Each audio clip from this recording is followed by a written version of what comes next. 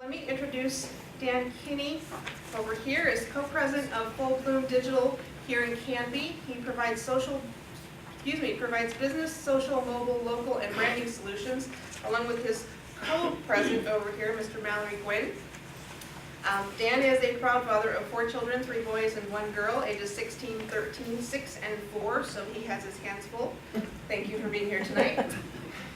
His first 3 children are boys, and his princess is the youngest. He's married to a beautiful woman named Trisha and will celebrate their 9th wedding anniversary this year. He's worked in digital marketing for 9 years, beginning when Yahoo was the most popular search engine. Remember that? That was a while ago. He has a passion for creative solutions to challenging problems. Simply solving them is not enough for him. He wants to do it with awesomeness. Lost my spot there. In 2013, Dan and his business partner, Mallory, created Full Bloom, whose mission is to simplify complex marketing problems for small businesses and thankfully come teach classes like this for us. He is proud to say they've successfully made it through their first year through business and managed to accomplish it debt-free.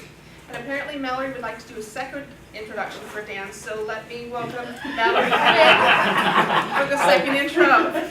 Thank you. That was really good. Listen, what I'd like to do is just spend a little time with you on just on the emotional side, and Dan's going to really cover a lot of the technical aspects of what we're going to talk about tonight. But one of the things that is on my mind a lot, because I see it a lot, is what the telephone, what our cell phones, right, have done. And I don't know about you, but the last time we were at a restaurant, I looked around, and most of the families were engrossed, not in conversation, but in their mobile devices. So, this last weekend was Easter, and we had family over, and it was my sister and her husband and the cousin. And I don't mean it like that, but they've got 3 kids and just one of them was there. But the girl's his cousin. I have 5 daughters, right? And so 3 of which were at home and still are at home. And so I'm just talking, doing my thing. I like to cook in the kitchen. And so I'm perusing around. And I look in the living room, and the TV's off, which was great. But my 2 youngest daughters are glued to their cell phones. They weren't on them, but they were glued to them. And it was one of those things that it just burned me, right? Because, doggone it, I don't see my sister and their family that often. And this wasn't a time to be glued to the phone. So I nonchalantly walked into the room and simply said, with all the collectedness that I could have because we had guests in the house, and I said, you just need to put those things away for now. Today is not the day to be glued to your cell phone. Enough said. And it happened. But I had to say it. And I think, as we move on, and technology moves on, the risk that we have is that we stop communicating with each other. We stop looking each other in the eyes and have a really good conversation.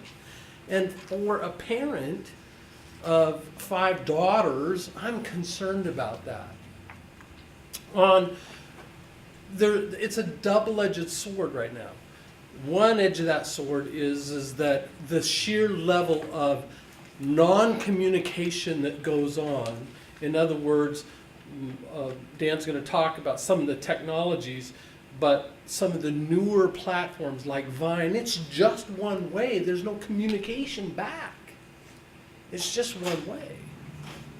And so we have this one edge of the sword that's really sharp that says we're getting less and less communicative with each other. We don't have that time to just talk Just talk. And then the other edge of that sword is the platforms that are being built have some inherent problems with them in terms of safety. Dan's going to go well into that. My heart is, if I could do anything in the world that without any fear of money or loss of money, I would just garden. That's my passion. My passion is spending time in my garden. And I remember I was speaking in front of a garden club in French Prairie, and we were just talking about my passion to take the youngest generation and to give them the torch of gardening and pass that on, because it's, for me, it's like it's being lost, right? And so in the middle of this, where I was just going on waxing eloquently about this, my charge to pass this torch on, and I just thought, my daughter's here. She was going to talk about birding, backyard birding a little bit, and what she does. This is our next to youngest daughter, and she was about 10 at the time. And so I decided I'd just call her up and I said, Leona, this is totally unrehearsed, impromptu, but come over here, I have a couple of questions to ask. And so I asked her, this was in April, and I asked her what she got for Christmas just 4 months ago. And she couldn't answer. It's a true story. She said, well, because it was on the spot, right? And so then I asked her, I said, fair enough, all that, got out of it because she was a little embarrassed. I said, but what's your favorite plant? And she said, oh, Dad, the middle tree out in the front yard, the one I love to climb. And that, it just has stuck in my mind ever since, that the simplicity of life is going away by technology, and it's going away by an undercurrent. And I'm not sure that it's not on purpose. Sometimes, in my conspiracy theory mind, sometimes I think this isn't by accident that this is happening. And I think that way. But that story, that time, it sunk so deep in my own life that I had a job to do. And my job was to make sure that what I was handing off to my children was getting set, was having its place. And I remember back when, and I was born in 56, I remember our first television. I remember that. We were poor as church mice. And then I remember our first color television. And what an amazing thing that was, just to be able to sit and watch TV. And then I remember our first, stereo that was a radio. I remember the first transistor radio I got. And fast forward, and how many technologies have come and gone just in your life? And you think about that. Well, I think about it a lot because I watch it every day. I watch what's going on.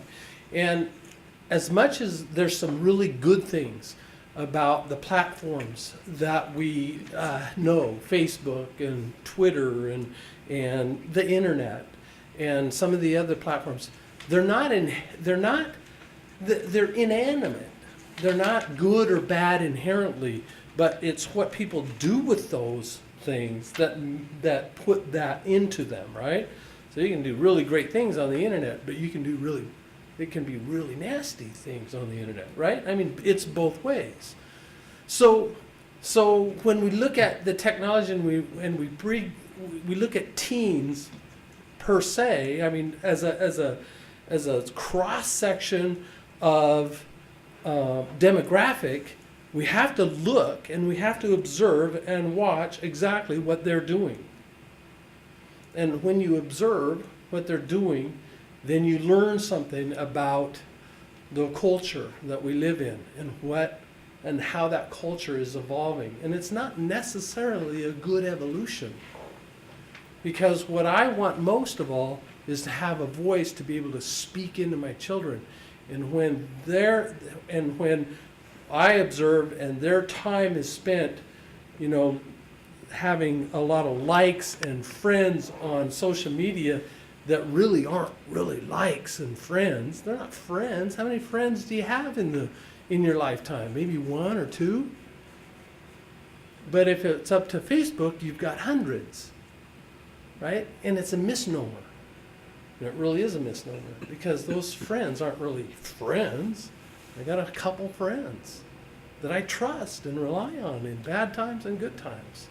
And that's my fear, is that we'll get that even the terminology itself becomes confusing when we look at social media. So that's just a little precursor. Look, this isn't, we're not here to scare you, but we're here to inform and to help you see the potential, but more than anything, to help you as a parent and a grandparent to be observing and to be wise and to be knowledgeable about what's out there so that you can know what to do or begin to know how to deal with it and what you're up against. Because if you know, it's like if you're afraid to go to the doctor because you think you got cancer, right? Is it better just not to know, or is it better to know so you can begin to deal with it? And I think that's it's that same thing. It's better to know so that we begin to deal with it and take specific actions and observe and to set boundaries. And that's where I stop and Dan starts. So we're going to hope to tell you some of what you need to know. And obviously it's an opinion.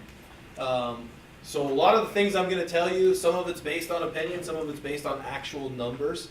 So the actual numbers of some of the stuff that we're going to talk about, and you guys already have the handout. So some of the numbers that you guys have in front of you came from a 177-page Pew, which Pew is basically the mecca of research and technology and the internet.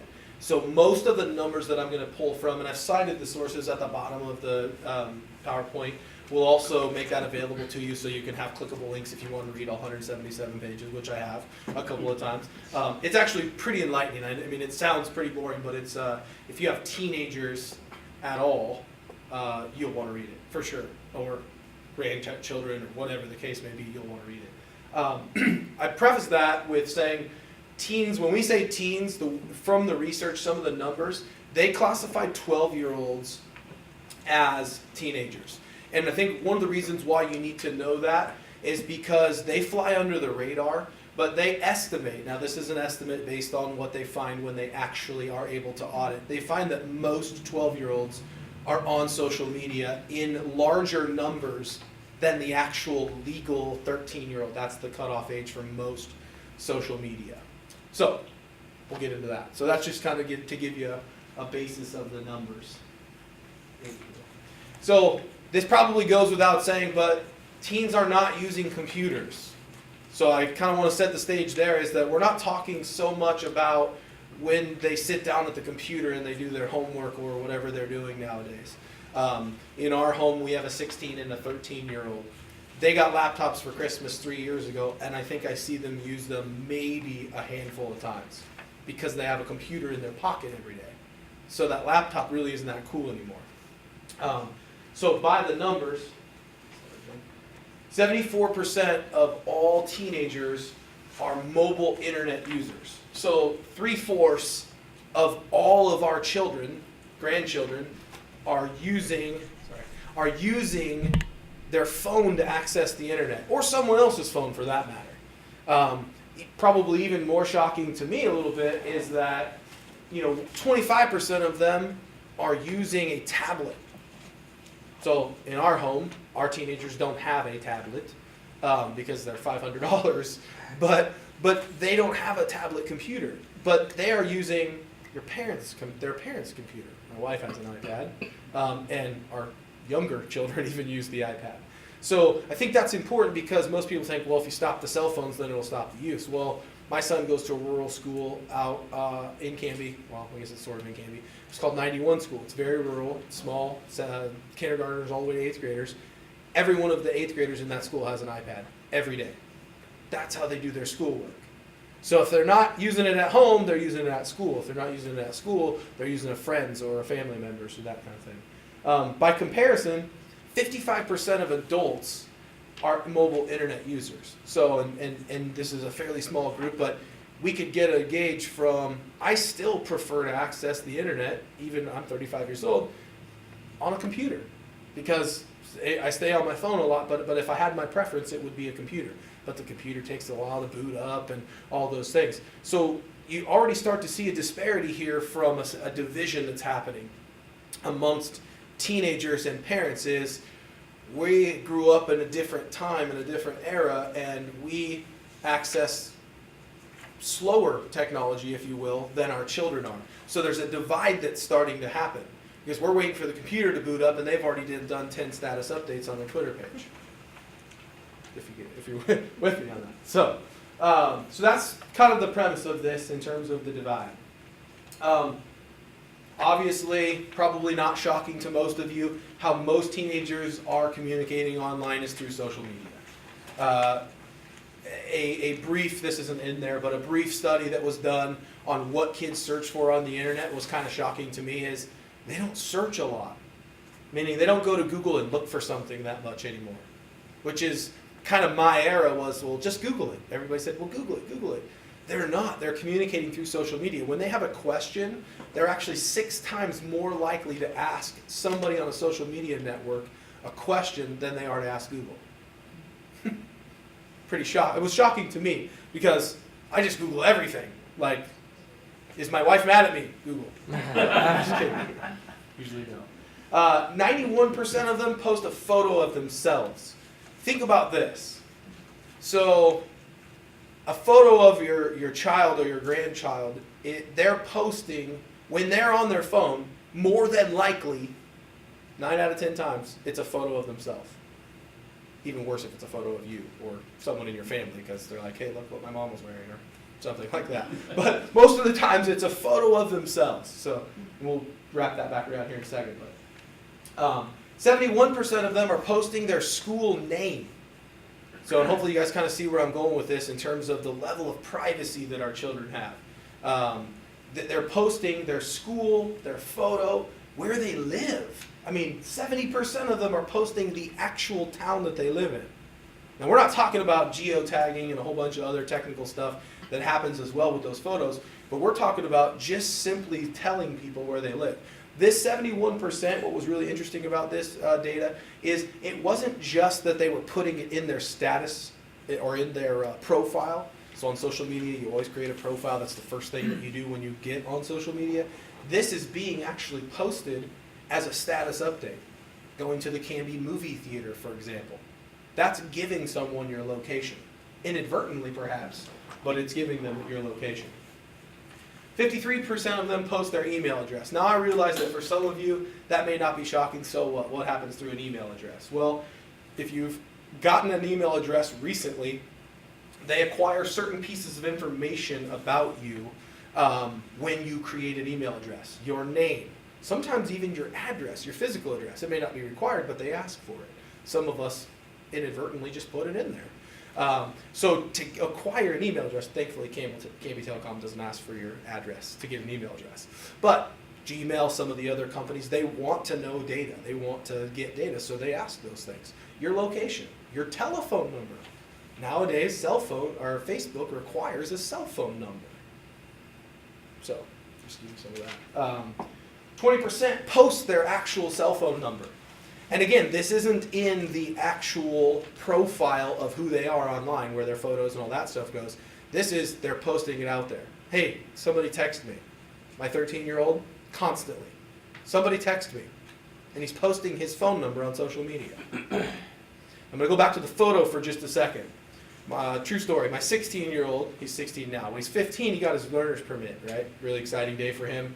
So I'm like, son, let's take a picture he asked me to take a picture of him in front of the DMV sign, this is new life is, okay, we're going to document everything on the cell phone. He, just again, inadvertently holds up his learner's permit that they print off for you. Address, picture. And I said, and it was fine for me because I'm not posting it on social media. We get home, I'm, checking his Instagram, and he posted the picture. So we proceeded to have a conversation, and I said, son, your address is on there, your picture. This is a piece of identification that gets you certain places. When you get your driver's license, it's almost like a standard form of ID to write a check or to anything. And I said, you just put that out there on the internet for people to see and steal and do whatever else they might do with it. And he was befuddled. What do you mean? He said, Dad, everybody does that. And I said, yeah, okay, that's what our kids, they say, everybody does it when they're trying to get away with something. But we proceeded to look up the hashtag. Now, I'll talk about hashtags in a few minutes. But a hashtag is a collection of data under a certain title. So we looked up the hashtag, #, for those of us that had the old push-button phone. Mallory had a rotary, so I don't know how they did hashtag back then. But when you push button, but we look it up, and I see hundreds, if not thousands, of teenagers in this area posting their personal information, driver's licenses. Monumental day for a 16-year-old. Here I am. Here's my ID. Please steal my ID. That's what I told him. And my 16-year-old, thankfully, is a little more conservative than my 13-year-old. But he was like, oh my gosh, Dad, how do I get it off there? Well, here's one of the other things, and we'll get to this again later, is you don't get it off there. It's out there. It's out. So we know how they're communicating online, but where are they at? What platforms? So a little bit of backlog. A social media platform essentially is anywhere that you create an online identity that you want to share with someone else. Sometimes that can be consumed of an email address only. It can be a name. Some social media profiles only require a username, not your actual name. But that's what constitutes a social media platform. Anywhere where I can share content that's my own personal content. That's a social media platform. So, number one on the list still is Facebook. Now I know in some of the marketing materials, Amy did a very marvelous job of saying kids are leaving Facebook, and they are. But it's still the most popular social media platform out there. Part of it is because it's the biggest, it's the oldest to some degree. It's not entirely the oldest, but that's why it's the largest. Snapchat. How many of you guys actually have heard of Snapchat before? 2, 3. You two, I expect to have heard of it. But Snapchat is, and I'll get to the growth numbers, but Snapchat is 11% of all teenagers in this study, of course, have a Snapchat account. Chances are some of your children and grandchildren have a Snapchat account. I'll tell you why that's good or bad later. Twitter, 24%. Now, Twitter is one that I particularly am not fond of. And being in the business that we're in, it's hard to say that sometimes because morally and ethically I think that they have some real issues in the foundation of their deal. But 24% of our teenagers are using it. Now, how many of you guys have a Twitter account? 2, 3. Mallory and I had a conversation. I do, but I never use it. I was just going to say, Mallory and I had a conversation about Twitter, and every one of his daughters has a Twitter account. I know because I see it. And I said, here's what you need to know about Twitter, and I'll tell you in a second. And he was, I think his jaw hit the floor because he said, I've never gotten on there. So, 24%. Ask.fm, probably I won't ask, but I'm guessing nobody has heard of that before. Kik is also another instant messaging. The thing I want to mention about this is there's about 11 other small social media platforms that you probably haven't heard of that your kids have. And Kik in particular is one of the ones that would be of special interest to some of you that say, well, I don't have to worry about this because my kids don't have cell phones. If they have an iPod Touch and you have Wi-Fi in your home, and Cabby Telecom has awesome Wi-Fi, but it's kind of the silent enemy because we just create it and we don't really think about it. I'm sure there are parents, maybe not in this room because you guys all look very savvy, but there's probably parents out there that don't understand that their son's iPod or iPod Touch can access the internet via Wi-Fi. Kik is an instant messaging program that doesn't require a cell signal. Is it kind of like the same as WhatsApp? WhatsApp, exactly, yes. Yes, and I don't have anything in here. She asked about WhatsApp. It's another app that falls in this 11 category. Part of it is it's so brand new, there isn't a lot of data on it. Most of this data that I'm giving you, which will really shock you, I steal my thunder at the end a little bit, but is from 2012.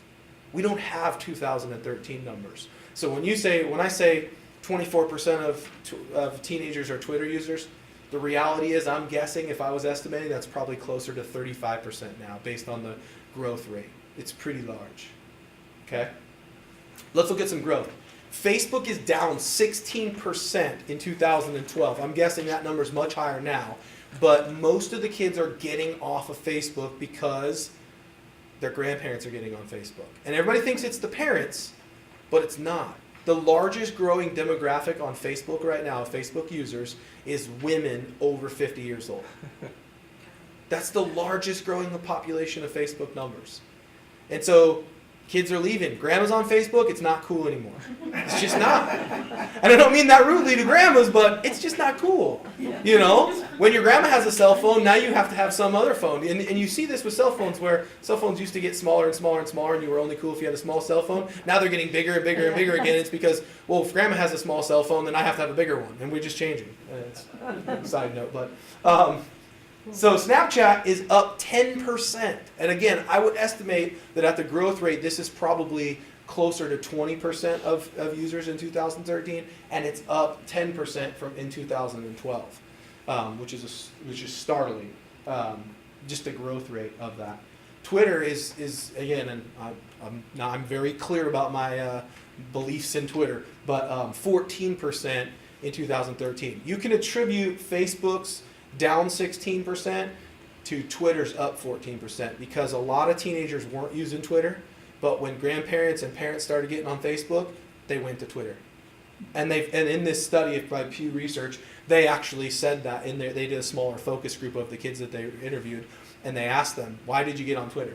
Well, because my mom or my dad were on Facebook, and it's not cool anymore.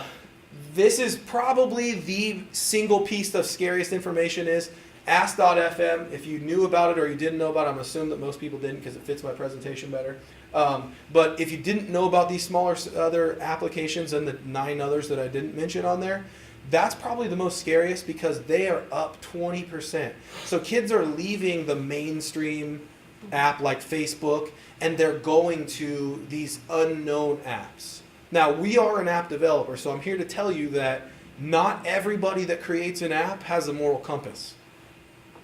And Snapchat being one of those that I'll discuss next, it doesn't have a moral compass. It doesn't, it in fact turns its moral compass the other way. And a lot of these other apps that are small, we don't yet know the dangers of them. That's why I didn't mention them a whole bunch other than now. I'm going to spend a little bit of time dwelling on them now, because if you see a strange app on your kid's phone or on your phone, maybe they downloaded it on your phone, but you see it and you're not sure what it is, you really need to be cautious because we don't know a lot about them. Some of them don't even have terms and conditions when you sign up. You're just signing up and signing your life away, and you don't know what you're signing up for. So it's really important to be cautious of that. So, dangers.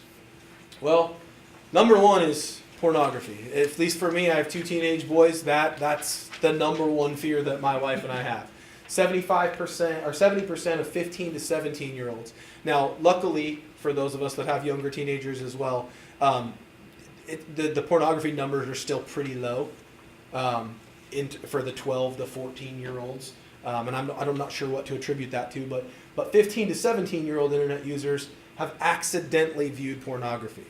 When I say accidentally, and then this, I've thought, well, how can I tell you it's an accident without, making it graphic, I guess. Probably the most common one is the White House. Every child will do some sort of book report or internet report nowadays on the White House or our government to some degree in school.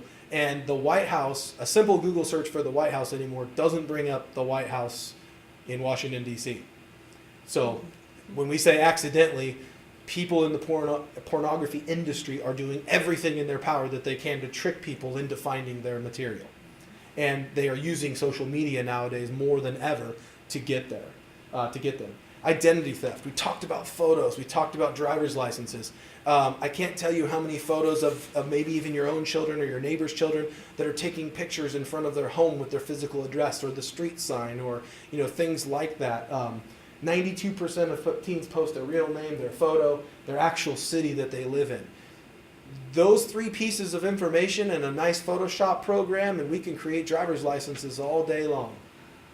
And I don't know any other nice way to say that, but it's a good thing I have a moral value system, and I wouldn't do that. But with what I could find on the internet, I could create a driver's license or an ID card pretty easily. And nowadays, with the technology of printers, it's pretty amazing. So identity theft is number 2 on my list.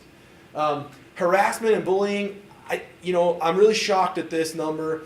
I have boys, so I'm more worried about them bullying than I am about them getting bullied. But even my 13-year-old has experienced some of this. But they have been victims of cyberbullying. This is a whole new level now.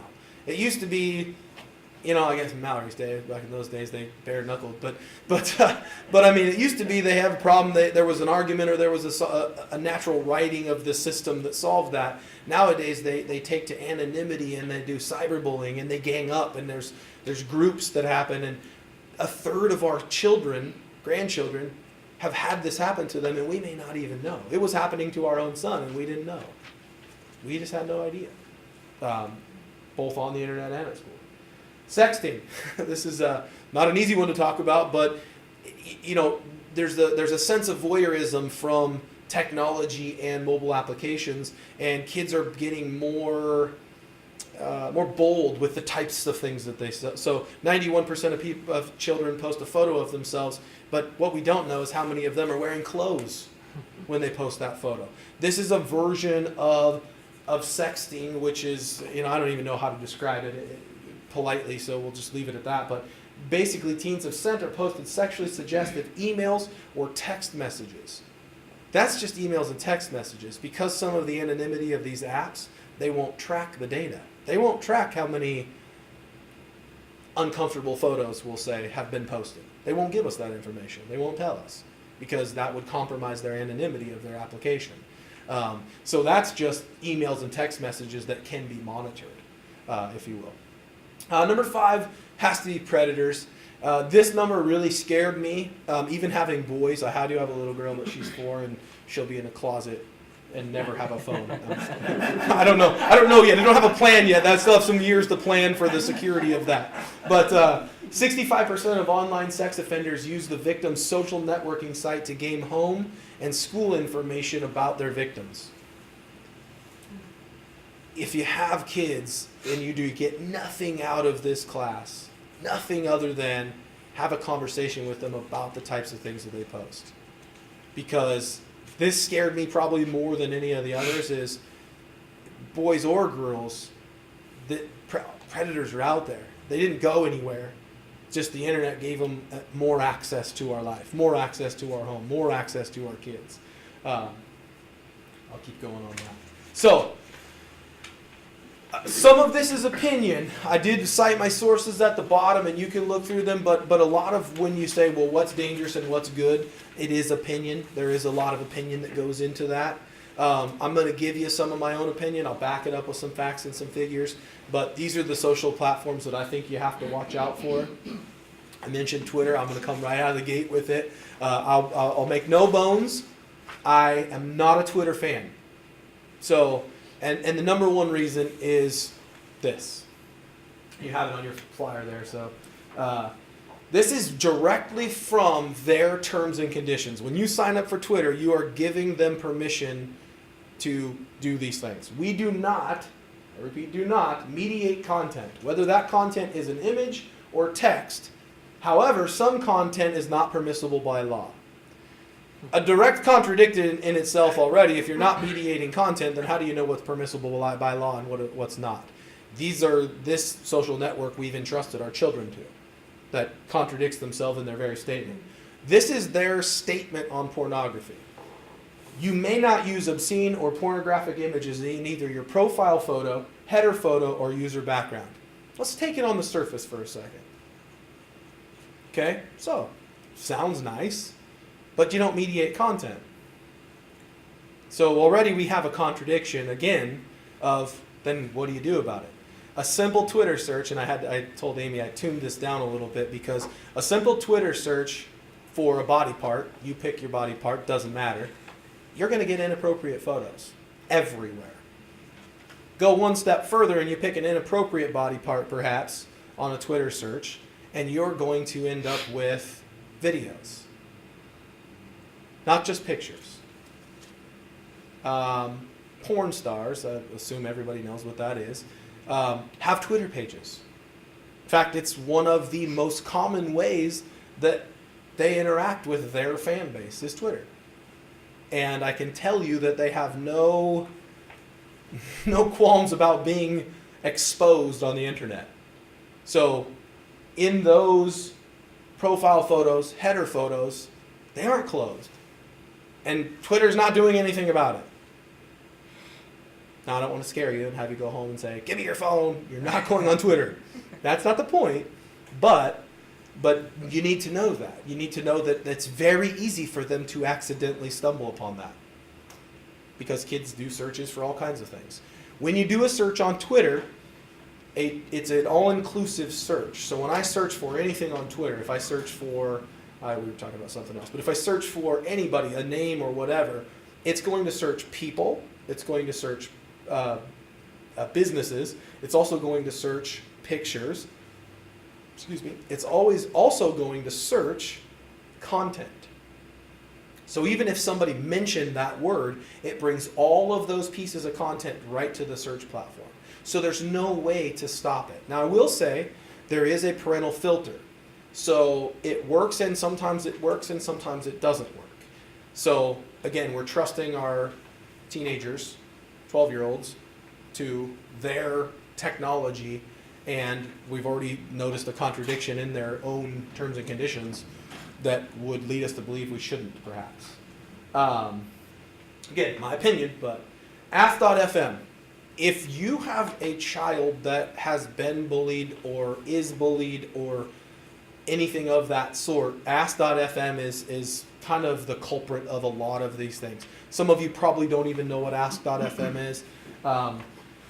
This is from their terms and conditions. We do not monitor everything on Ask.fm's site because it's not possible. We are not responsible for what users post on the site. You use at your own risk. I mean, most of us wouldn't probably get in a car if it said, you may die this car trip. I mean, it's all an inherent risk, but this is posted right there saying, if your kid's bullied, so what? And the next piece is just shocking and morbid, but so far in 2013, 9 teenagers have connected to Ask.fm have committed suicide after receiving scores of hateful anonymous messages on the site. Here's why it's so dangerous, Ask.fm. You go on, you post a question. You post a question, it could be anything. Why am I overweight? People are allowed to post with anonymity. So they're basically given like a blank credit card with no recourse. They don't have to pay for it. They're writing comments that they wouldn't normally say. Maybe not even what's in their heart. They're just, think it's funny to say, no, you are overweight, or you should do this to yourself. And I mean, again, I edited that part of this out. I'm telling you about it. I didn't want to show you because reading some of the things probably would scare you to death of our society where we're at. And here's the other thing about Ask.fm is, it's not just kids. This is where predators are. Adults are doing this to children on this site, on this app. So, it's, Snapchat. I'll go off, so I promised I would make sure you guys are out of here on time. Snapchat.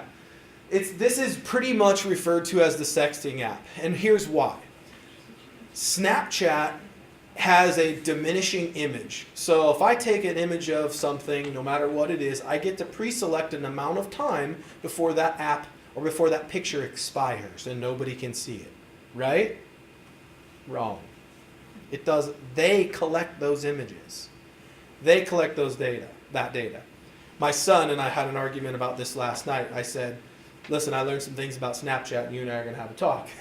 And he said, you're wrong, you don't know. And I said, really? And so just some of the stuff that I learned in this research was, well, here's what they do is their friends take a picture of the photo that's going to expire in 9 seconds with another phone. Now that photo coexisted. So you've got, and teenage girls happen to be the biggest culprits of questionable photographs that they're posting of themselves, and of course, boys being boys, they're taking pictures of it and then they're sharing it on other social media sites. That's how it gets out. But they're using Snapchat to do it. Because the false sense of security is when you read their terms and conditions, it says your images are not stored and or saved. Wrong. They are, and not only are they done by Snapchat, but the people that are using it can save them as well.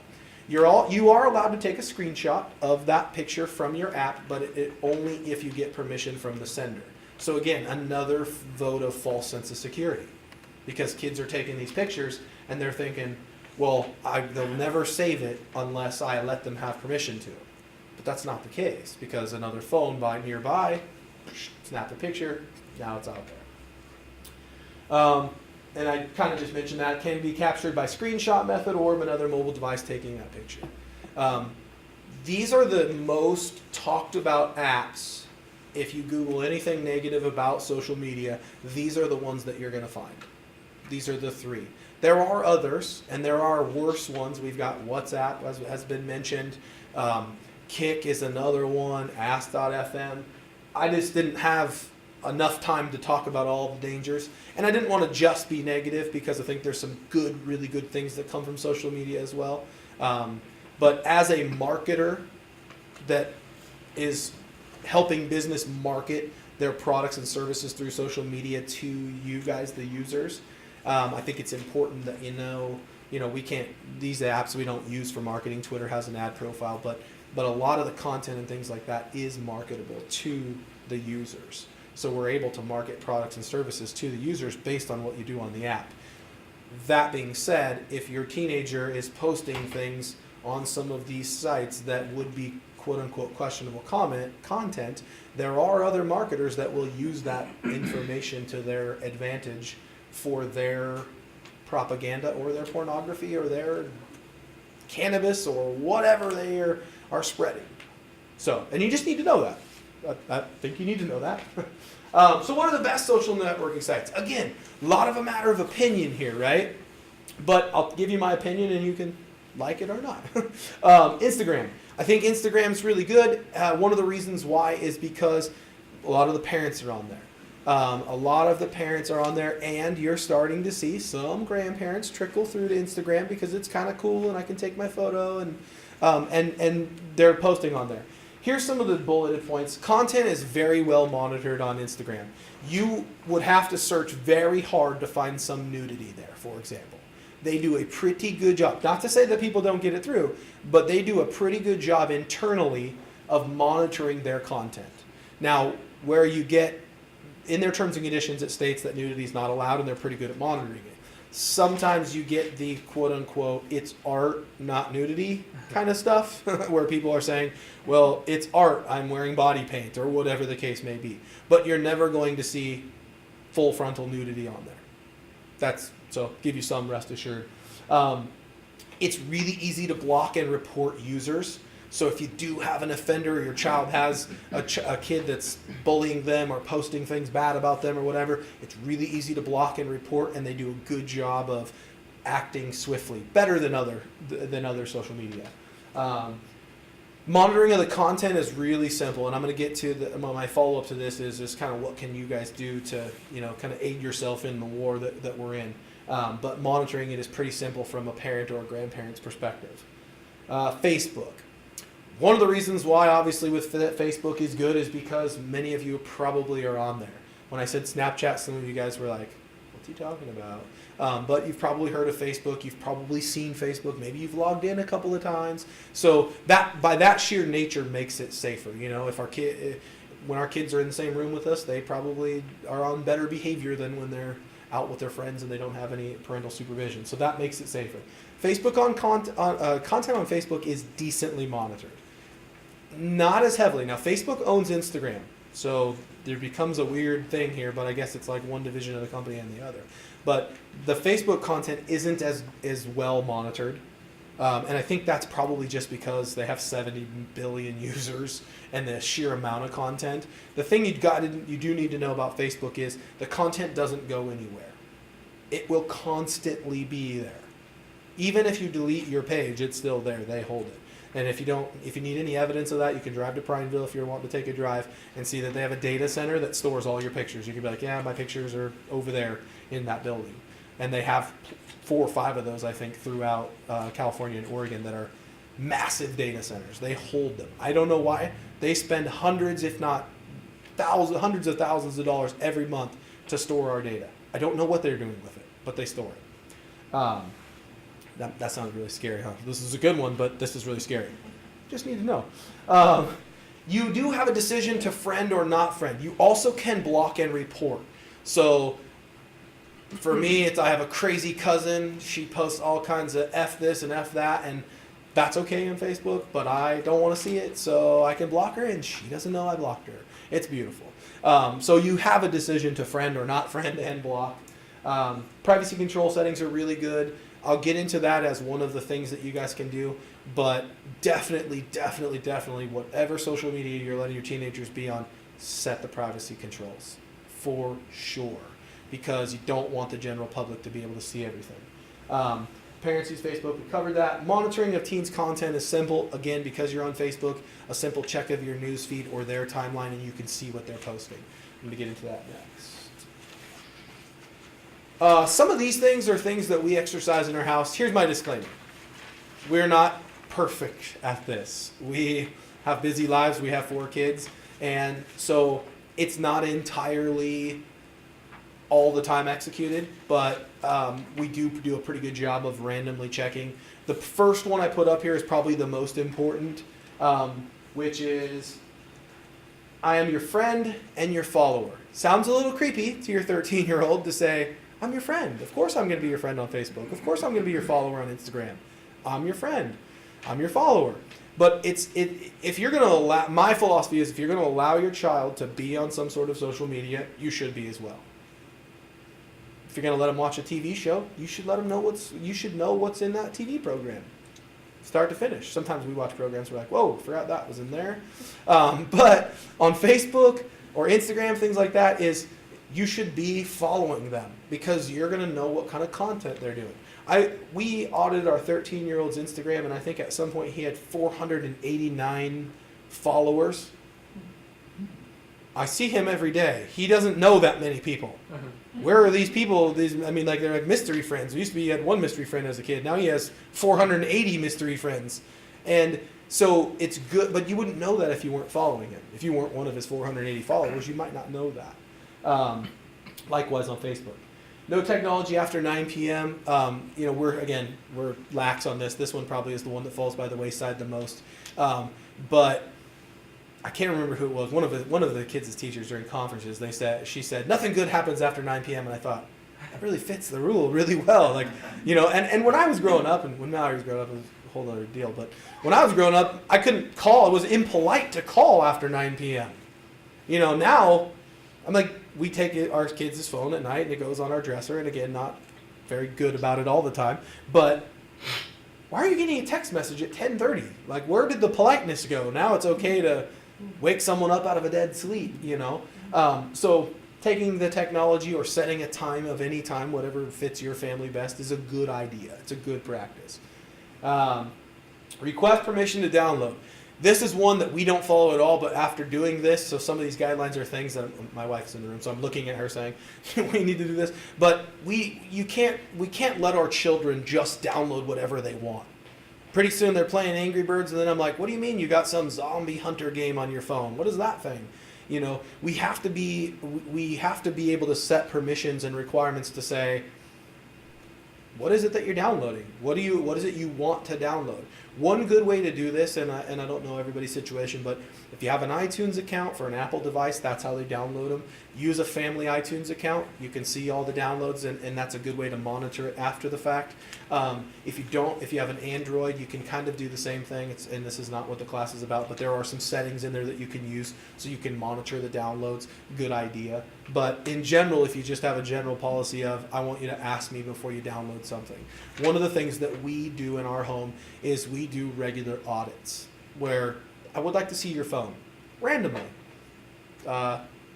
That may be overbearing for some parents. That may not be okay in your home, but we do that occasionally, and we just want to look through. We just look through your text messages. One of the other things I didn't put on here that we do during those is we question about deleting of text messages. Why is there a missing part in this conversation? What was being discussed there? That's not allowed, and you can get those through your cell phone bill and things like that. But that's specifically texting. But being able to monitor what they're doing to see what's happening. If you find a missing piece of a conversation, it's always good to have a conversation about that. What was missing here? And it makes us sound like we're like, you will not leave the house. But we're not. We're not that strict about it. But it's good that those phones we can audit at any point in time if we want, and that's the basic policy. Privacy settings will be turned on and established by parents. One of the things that I find is parents are extremely intimidated by I don't know what you mean privacy settings. Where am I going to find those? Just Google Facebook privacy settings, how to. You're going to get tons of tutorials. And I know it sounds crazy, but if you're going to let your teenager be on there, it's worth the 30 minutes you might spend to learn how to set the privacy settings, making their timeline private. I was dealing with, this is a true story, 3 days ago. We had a client in our office that is a counselor for children. And she's not here tonight. She said she would be here. But she counsels children on their problems that they have in their life and things like that. And she's, I guess, a psychologist is what you would call her. She said, oh, well, my timeline's private. And I thought, let's have a little fun with this. So I got on Facebook and I looked at on her timeline. I said, is that photo you? Oh yeah, that's me. How did you get that? She had just assumed that her privacy settings wouldn't allow me to see those things. And of course, being in the business that we're in graphic design, I pulled her photo off, I photoshopped her husband out, and I put a picture of me in, and she was like, what are you doing? And I thought, this is the kind of thing that parents need to see. Now, it'd be a much longer class if I did stuff like that in front of you, but it was literally a course of 15 minutes, and her and I were arm in arm on my computer. And she thought, whoa. And she thought her timeline was private. That was the point of this. So it's a good idea for you guys to educate yourself on how do I set those settings?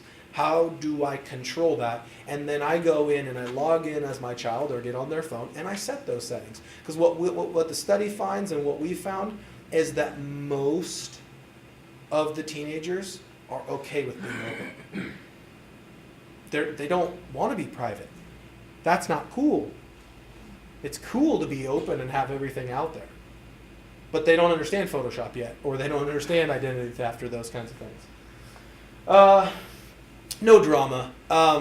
If your child's crying about something on social media, I mean, and it kind of hinges off what Mallory said, but life is just way too short. And luckily my kids have never just started crying about social media yet.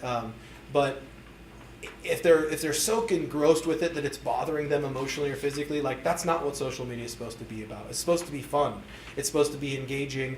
And if it's causing drama, pain, suffering, that's not what it is. I believe that the heart of social media was supposed to be cool, fun and exciting, almost like talking to your loved one in Afghanistan face to face, but not actually being there or something like that. And we've gotten the negative side with it as well. So it's a good guideline to say, hey, we don't allow drama. If there's drama, we just turn it off. We're not going to have drama. And I think that's a good guideline for parents to follow. It's broad, it's overarching, but I think it's good to establish that in your home. And that might force them to go covert and not tell you about the drama because it's probably still there. But I think it's a good policy to set up. I'll take questions. I can get on the computer and show stuff. We've got plenty of time. I think you guys were supposed to be at 8, so don't hesitate. If you've got questions, I'm happy to answer them. I promise to give you an answer. It may not be the exact answer you want, but I will give you an answer. Yeah. The Kik, the WhatsApp, all those, Are those more of a messaging app as more than social media?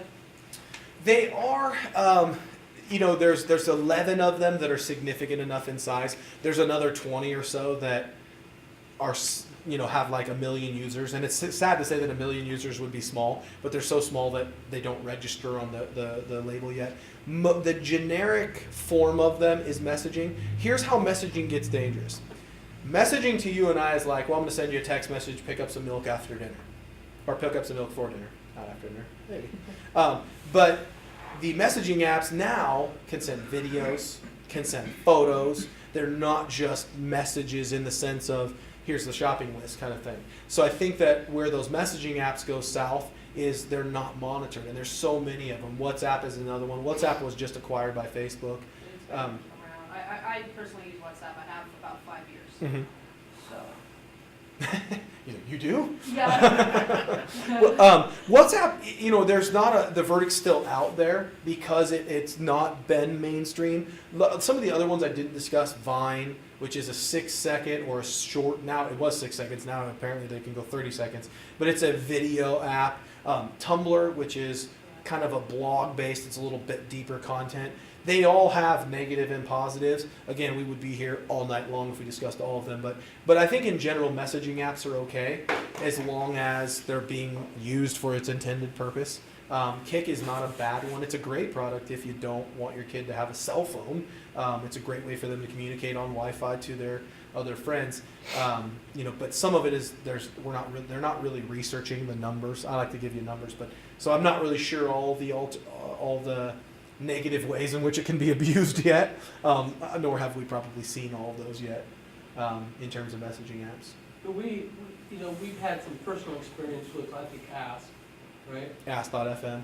Yeah. There was that's actually a good point, and I assume everybody's here from Canby, but Ask.fm there was a Twitter page called Canby High School Confessions, and they were using Ask.fm because of the anonymity. So kids were giving these confessions, and I'm going to assume, for the sake of our society, that they were false things that were being stated, but they were basically making confessions about other people's parents and principals and teachers, and I mean they just abused the idea of it. So Ask.fm inherently isn't negative, but used in that capacity. And the same thing with Kik or WhatsApp.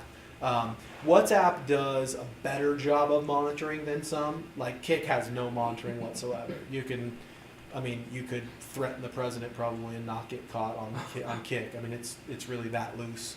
And here's what happens is a lot of these apps are created overseas. And I don't mean overseas in any particular country, but Snapchat and Ask.fm are Latvia based. I'm not even sure where Latvia is, but I'm pretty sure that they're not under our governmental regulations. So they come from other countries and they don't subscribe to the same rules, I guess, that we do. WhatsApp, again, now like Facebook and Instagram and WhatsApp is, I think Facebook just bought them, or Google, or can't remember exactly. Google bought, yeah, it was Google that bought them. So they have heavier regulations there in that sense. Anybody else have anything? Come on, I can be here for a whole nother half an hour. I hope that didn't scare everyone to go home and take the phones.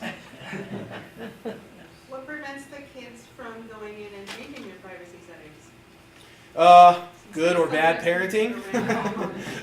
Discipline? I don't know. In my home, it would be you're losing your phone. They're really, honest to goodness, I think the way to answer that question and kind of dodge it at the same time is there is no safe way. I think the first problem is believing that any social media is quote unquote safe. If you're not going to invest into your own self in that social media, you're not going to know. Facebook changes things weekly. And I'm telling you, it's almost a full-time job for us to keep up with it. So if you're going to trust your parenting to any social media, that's a problem, in my opinion. That's a problem because there isn't anything that prevents them. My kids for sure, are much smarter, much quicker. I'm like, tell me about this app that you're using. You know, I pick them for information, and for our business and for both. But typically, they're first to do it. You know, and they're going to know it before we are, because we have to cook dinner. Well, I don't cook dinner, but we have to cook dinner. We have to go to work. We have to clean the house. We don't have hours all day long to do it. So they're going to find ways around. You can parent them as tough as you want. If they want to do something bad, they're going to find a way around. I think that for us, it's just regular checkups, because they don't know when we're going to grab their phone. So I hope that it's back in their conscience mind before they do something that's questionable, that they think, maybe I shouldn't do that, because I'll probably end up getting caught. I think good monitoring is the answer to that. You know, really my philosophy is, how did this all start? That's a question that nobody asked, but I love to answer it, so I'm going to answer it anyway. I really think the problem of how this all started is when I didn't grow up with a computer in my home, and a lot, you know, I'm not that young, but I didn't grow up with a computer in my home. I didn't have a computer until I was like 19, I think. And when we got a computer, I was 19, and my mom was like, antivirus, and it was like, you couldn't even use the darn computer. It was like just a big box that did nothing, because it was so slow, because everything slowed it down. And what happened was, we were so afraid of pornography. We were so afraid of this, and, you know, not cyberbullying, but all kinds of cyber crimes and all that credit card fraud and all these things. We were so terrified of that. And then when the phone came around, I was like, man, look how cool this technology is. And we left the safety part somewhere else. We just said, this is so cool, you got to check this out. And then I got to have one of those. And everybody forgot about Norton antivirus, or, you know, we forgot about those things. And really, I think that's what's gotten us to this point. So is there a preventative measure? Yeah, probably. If I was, you know, being honest, you just turn the phone in and hide under a blanket, I guess. But unfortunately, it's every part of our society, every commercial that we watch, you know, and your kids are going to get it. And we are pretty controlled about what our kids do. Our kids would say we're controlling, but the reality is when they're on the school bus on the way to school and somebody else's parent isn't controlling, they're getting it anyway. They may not even have the social media, but they know what Snapchat is. You may not find it on their phone. To that degree, I'll go on and on, but to that degree, you should investigate the type of phone that your child is using, and use the same one. Because if it's an iPhone, and that just happens to be the one that I use, if it's an iPhone, there are ways to hide apps. You might say, I thumbed through their apps, I didn't see it. There is actually an app that hides apps. So, not to complicate your life further, but it's a lockbox, and you have to have a code to get into it. A lot of your new Androids also have that. New Androids, yeah. So, and just understand that wasn't created by somebody that really wanted everyone to be better on the internet. They wanted some anonymity. And that's really the real danger of it, is anonymity. But if your kids want to get around you, they will. So, good enough? Everybody's scared? Go ahead. I know you've been having burning questions. You know, I don't want to appear 100% ignorant, but I'm just saving this. There is a social network called FaceTime, correct? Yeah, to some degree. Go ahead, ask your question. So it is, or it isn't? Well, FaceTime is a functionality of the phone that would allow you to speak to someone face to face. So Isn't that like the Kinda like a Apple Skype. version? Like it's the Skype? Apple version of Skype. Yeah, Android has it. There are apps that do that. So there are social media, not social media is not maybe the right word. There are applications that allow us to do face-to-face talking of all different kinds. FaceTime is a function of an Apple device. So probably what you need to know is if two people have, and I just learned this the other day, so I'll be transparent. My wife and I believed that it had to be on Wi-Fi. We're like, well, what do you mean they were FaceTiming? No. They have Apple-to-Apple FaceTime that can go off of just their regular cell signal. So it doesn't have to be Wi-Fi. That's a little side piece. But FaceTime is a function of an iPhone that allows you to use the forward-facing camera and look at the person that you're talking to. There isn't any, as far as I know, there isn't any recording and or tracking that comes from that. It's just like a function of a cell phone call. So, now, conspiracy would have us believe that maybe our cell phone calls are recorded, but so if they can record our cell phone calls, they're probably recording our FaceTime conversations as well. But in general, I would say that's probably one of the safer ways to communicate. FaceTime wise. You know, I know that a lot of the my 13-year-old has had some friends over the other day, and they were FaceTiming, and I could assume they were FaceTiming girls because I could hear giggling and it wasn't them. So I went in there and I was like, "What are you guys doing?" And they're all standing looking at the same phone. So, you know, in general, there isn't a whole lot of monitoring you can do of that other than just, I'm gonna, you know, I like to embarrass my kids, so I get on there. "Hey, how's it going? Nice to see you. I'm on your FaceTime too." You know, hope everybody's, you know, keeping their hands above the waist and all that stuff, or whatever they used to do at high school dances. So, good enough? You guys are all scared to death. Awesome. Well, thank you guys so much for your time. Our website's up there, also our Facebook page. If you guys want to private message us, you're like, "I don't even know how to do that." Email, our email's on our website. If you have a question or something like that, we really do have a heart to help. And you know, between the two of us, we have 9 kids, and Mallory has a whole lot of years. I do. I like to tease him, but I'm slowly turning Mallory to the other side. Like 2 years ago, he wouldn't even have a cell phone. He just wouldn't have it. He's still on a 24-hour texting plan. You text him, it takes 24 hours to get back to you. But so if there's any questions that we can answer like that, even if you have questions that you didn't feel comfortable asking here, that kind of thing, just shoot them to us in an email. You know, we'll be happy to answer best that we can.